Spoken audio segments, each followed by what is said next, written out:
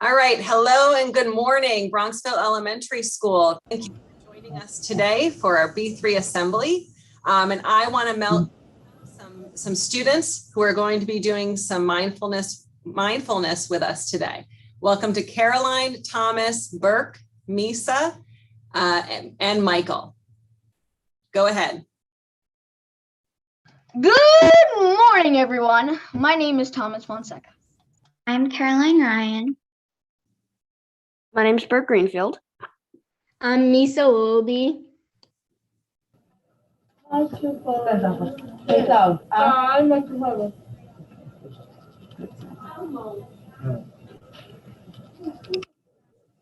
Michael, say it one more time. Stand here and say it loud. I'm Michael Father. Good job. Okay, that's it. Say.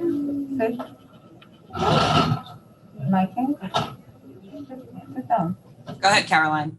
This morning with Michael Farber in Miss Wood's class. Please sit well. Neck relaxed, shoulders down. Nothing.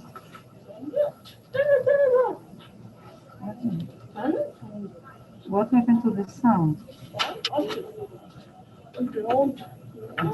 What happened to our sound? No, it's not. Caroline, we can't really hear you. Caroline, you might need to start again, sweetheart.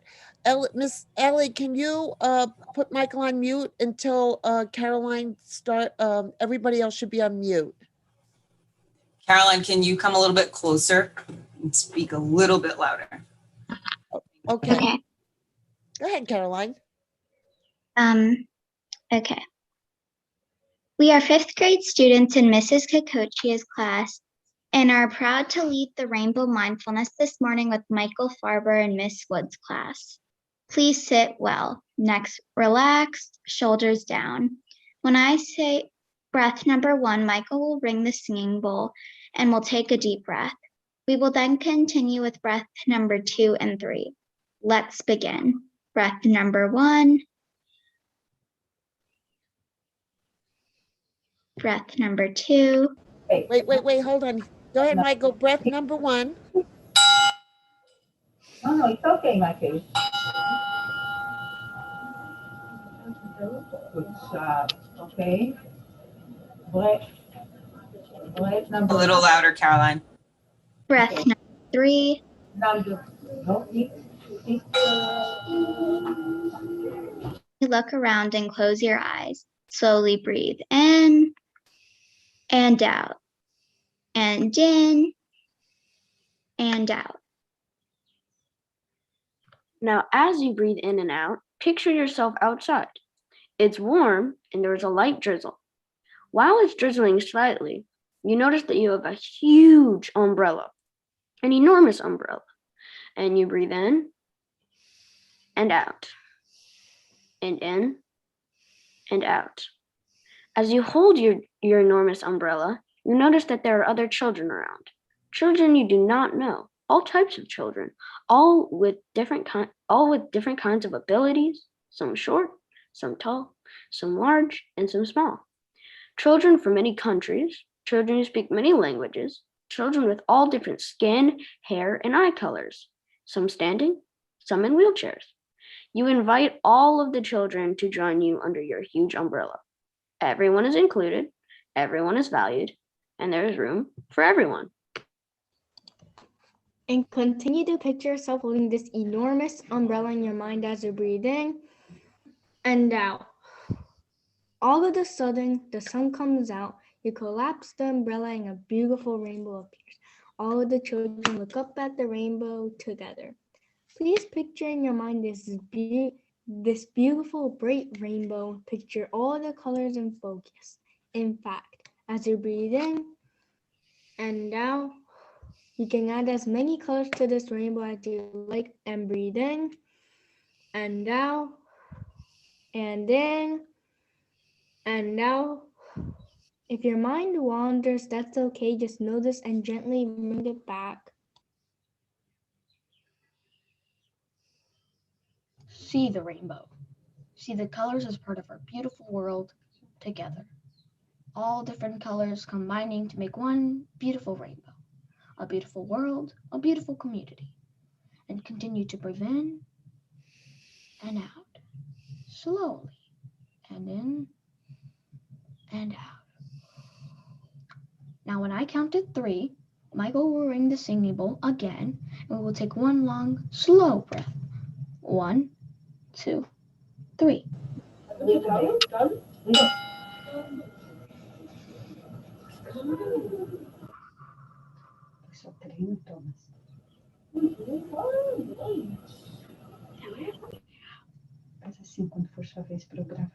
Please take a moment, check in with yourself. What do you notice?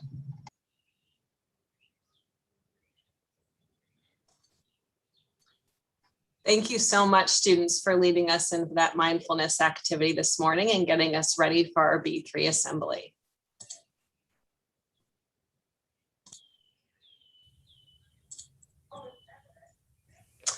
So this morning, we're going to be talking about something called inclusion. And if you remember the last time that we were together for B3 Assembly, we talked about identity and understanding who we are and who our classmates and friends are, and knowing it's those similarities and those differences that really make our community special. And today we're going to talk about inclusion. And inclusion means that all people, regardless of race, gender, age, or ability, are accepted. All people are respected and appreciated for who they are.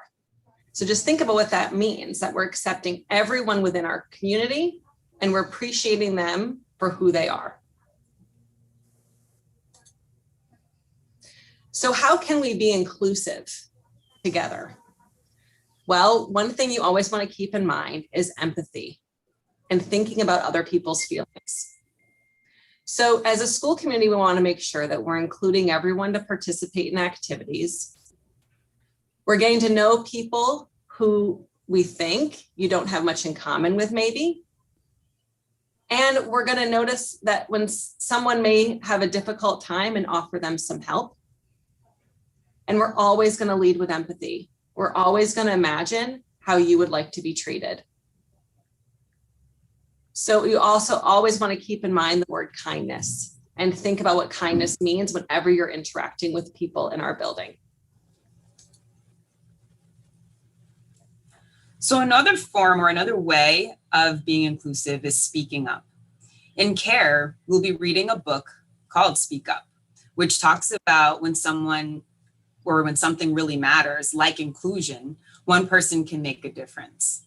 So when you see someone isn't being included, you can speak up and take action to include others. This is a form of kindness. It's a form of inclusivity.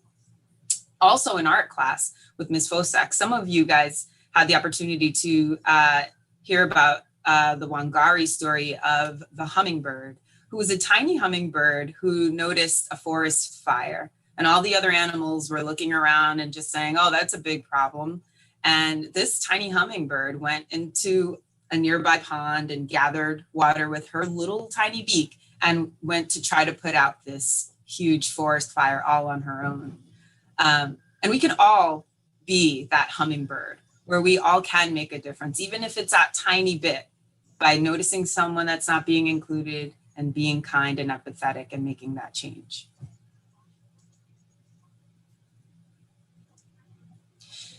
Inclusion also means not putting limitations on people with different abilities. Sometimes people with disabilities can be excluded because we assume they are limited in their abilities. Here's an awesome Paralympian, Stephanie Jalen, who proves that wrong, that we all have the power to do anything, including others is truly the first step.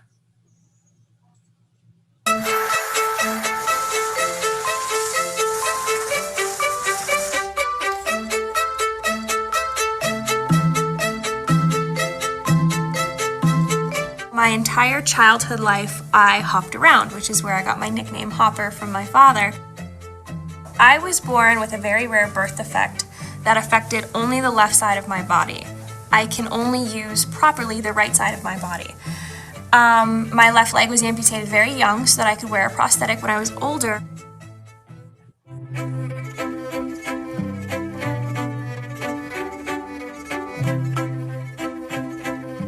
I never really realized I was disabled when I was little. I was just me. I never saw myself as that disabled kid, and neither did my friends. It wasn't until I was about 9 years old, I got a letter in the mail saying, you are invited to this Learn to Ski camp for physically disabled kids. And I was like, Mom, what's a physically disabled kid? She goes, well, I think you should go to this. I realized I finally really, truly fit into a room. No one turned and looked twice. I didn't have that glare as I walked across the room from some people that I get. And no one asked me why I looked the way that I did. Even though it was a question I answered with ease, it just never even came to them.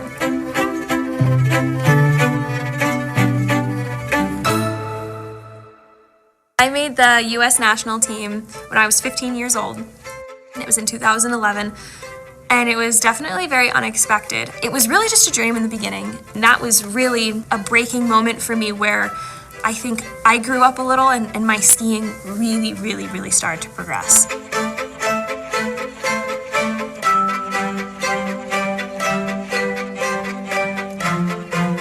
I called my mom and I said, look, I had banked everything on these races. I really thought I could do well. I thought I was ready. I thought I was competitive, and I'm not. I don't want to think that I'm not good enough anymore. She said, yeah. She said, you can come home. She goes and toss everything in. And she said, but then what?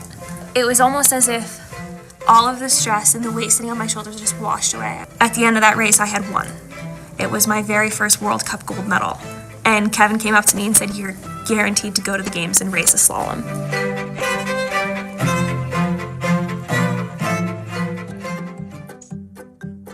I remember in the start gate, someone had said to me back home, they're like, well, you should just be angry at the course. Just stick your tongue out at it and just own it. So I did. I stuck my tongue out right in the beginning of the course. I didn't fall. I thought I did really well. I was happy with the performance. I got down to the finish area and I called my mom and my sister and my dad and I said, guess what just happened? I made bronze. I said I made third place. And she just was screaming on the phone. I said, what happens now? And Kevin's like, well, walk out there on the podium right after the race is over and collect your flowers for the flower ceremony. He said, and then tonight you'll stand on the stage in front of the rest of the world and receive your medal. And I just like erupted with emotion and I jumped onto the podium and I felt like I was standing on top of the world. I was just happy I made it down. That was all I was trying to do, and I just wanted to do the best that I could, and I realized that my best was finally enough to prove to the rest of the world that I did work hard enough, and I made it. Sorry.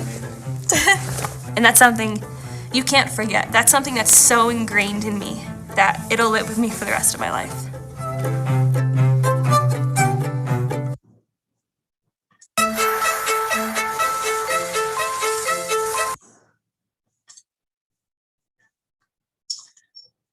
There's a quote from Maya Angelou that it speaks a lot to being inclusive. And it says, when we are inclusive, our worlds become enlarged. We gain friends and recognize that we have similarities and differences that bring joy to our lives. And that also goes with what we were saying before about identity and really appreciating the similarities and differences and knowing that it makes our community stronger. So I'd like you to do a quick turn and talk with someone next to you in your class right now. Talk about a time either where you were inclusive or how can you be inclusive going forward? So go ahead and turn to a neighbor and share.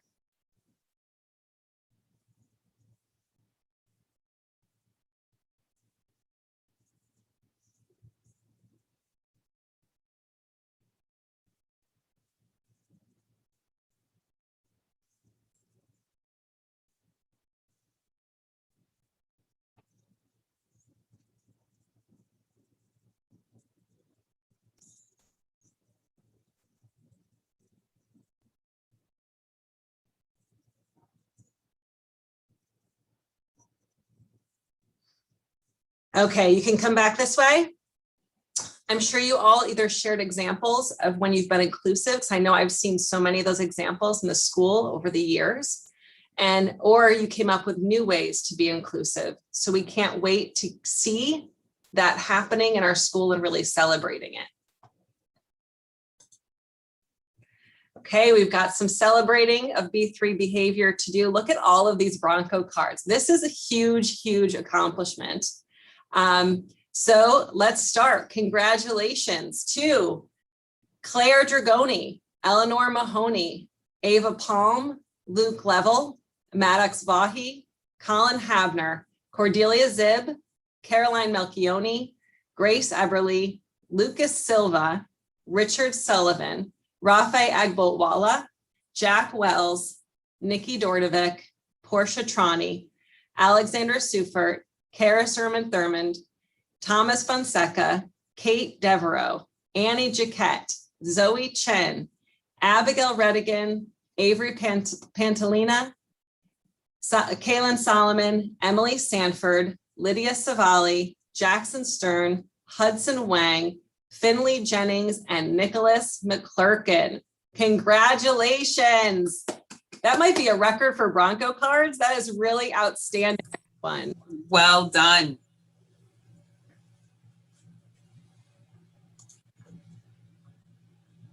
So now we'd like to recognize classes that have filled their B3 charts. So let's congratulate in kindergarten, Mrs. Kramer's class, Mrs. Matthias, Mrs. Murphy, and Mrs. Wiles' class. In first grade, Miss Bilgeray, Mrs. Kaipar, Miss Novak, Mrs. McMullen, and Mrs. Westerheim. Good job, first grade. Second grade, Miss Aronson's class, Miss Blauner, Mrs. Povil, Mrs. Feingold, and Mrs. Rutherford's class. You know, Miss Adams, can I interrupt for a second? Because I just want to give a special shout out to Miss Aronson's class, because I know that just like all these other classes, they've been working so hard, and I know they're so proud of themselves for filling their B3 chart, and I'm sure that Miss Aronson as well. So I just want to just tell them a special congratulations. Wonderful, nice job. In third grade, Mr. Chow's class, Mrs. Lindahl, Mrs. Matthews, Mrs. Hanson, and Mrs. Hand's class. Fourth graders, Mr. DiRienzo, Mrs. DeCurtis, Mrs. Labrini, Mrs. Janik, and Mrs. Wright's class. Nice job, fourth grade. And fifth grade, Mrs. Kokocha, Mrs. Engelhardt, Mrs. Figueroa, Mrs. Jeremiah, Mr. Myers, Ms. Payne, and Mrs. Onenshine's class. Nice job. Wow, that is really impressive. Thank you so much, students and teachers, for really following our B3 behavior. And it just makes me so proud to see so many classes listed today. Absolutely. All right, we're going to end with our cheer. So I'm going to actually ask the students on our Zoom if you guys can help me out. I'm going to give you the first part, and I want the kids on the screen to do the second part. And everyone in their classroom, I should be able to hear you as well. Are we ready? Yeah. We are Bronxville. Broncos! We are Bronxville. Broncos! We are Bronxville. Broncos! Let's be. Respectful!